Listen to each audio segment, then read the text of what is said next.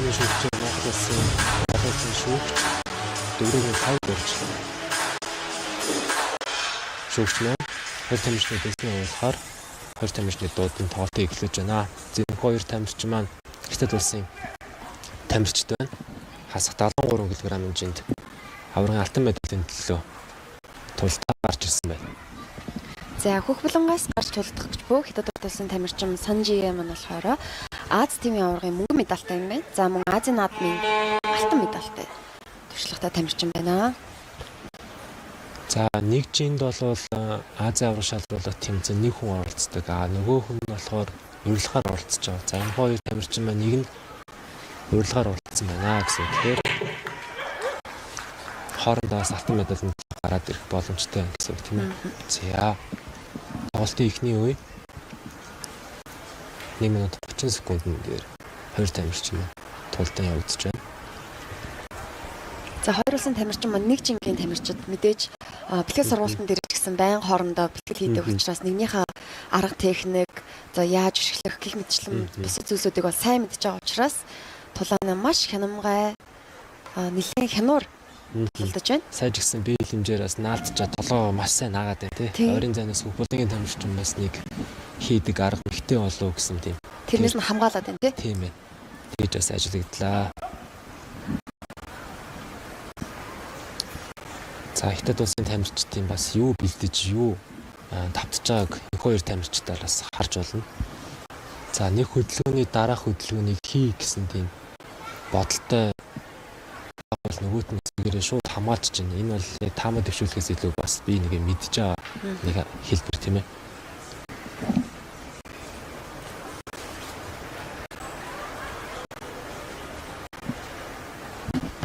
За Монгол улсад маань яг энэ жинд бол хараахан хүн байхгүй одоо шүү дээ тийм ээ.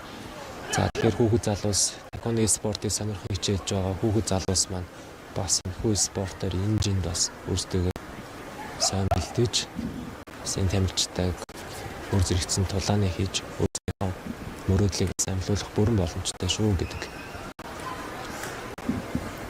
зүйлийг бас хэлмээр байна.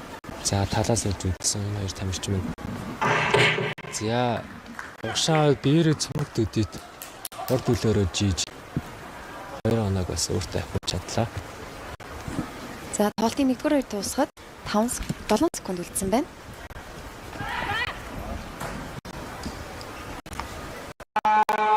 За 1-р үе өндөрлснөөр Улаан булангийн тамирчин эхний үеийн ялтыг өөртөө авч байна.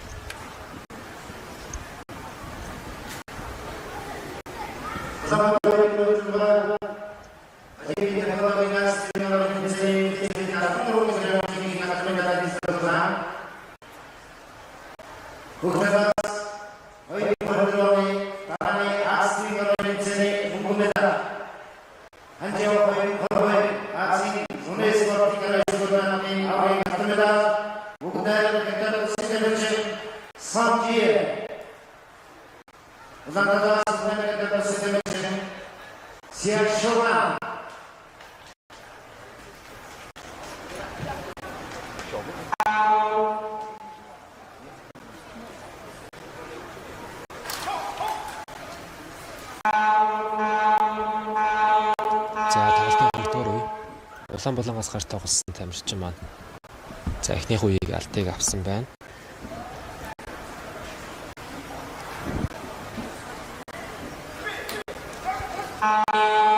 Улаан булангийн тамирчин маань метр 80 см өндөртөө дэлхийн болон олимпийн ранкийн топ 10 ч өсөж байгаа.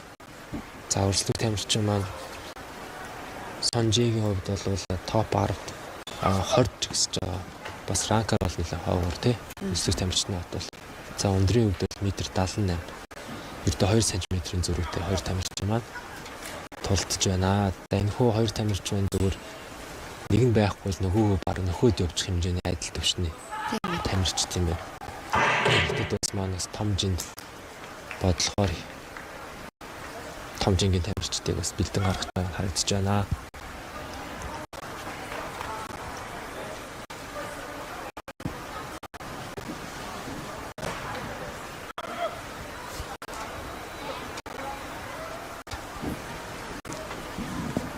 За шууд нэг нөгөө хэлэхэд бас том жингийн тамирчид бас бүрэн боломжтой байдаг тийм ээ.